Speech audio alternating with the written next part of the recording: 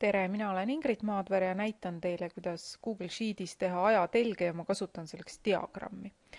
Mul on siia mõned sündmused juba sisestatud, et aastaarv ja siis ka sündmus. Ma valin ära ja diagrammi tavaliselt tehakse nii, et võtan siit ülevalt sisesta ja valin diagramm.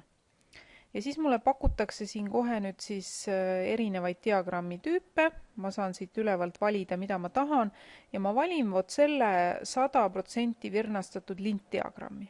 Nii. Ja mulle tehakse siis selline diagramm. Siin üleval, kui ma tahan nüüd siia pealkirja panna, ma teen lihtsalt topeltklõpsu ja kirjutan näiteks ajatelg.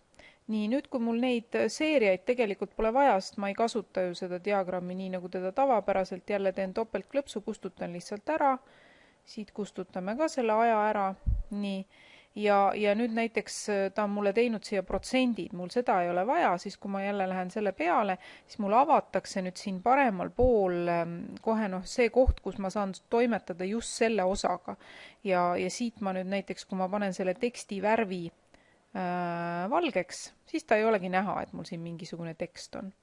Nii, nüüd edasi oleks mul vaja need aastaarvud ka siia saada, lähen klõpsan selle siis ühe selle tulba peal, mis mulle siia tehti ja lisame andmesildid. Nii, ja see andmesilt ongi siis iseenesest see aastaarv. Ja nüüd asendi ma tahan näiteks, et ta oleks siin alguse pool, nii alguse sisse panen. Nii, nüüd on ta siin. Ma saan siin ka kõike muuta, nagu te näete, värvi ja kõike, et kuidas mulle parasjagu meeldib, et teksti värvi ja nii edasi. Ma siin ei hakka aega kulutama. Nüüd, kui ma tahan nendest joontest siin lahti saada, siis ma lihtsalt võtan siit selle lingi ära, linnukese ära ja võeti ära.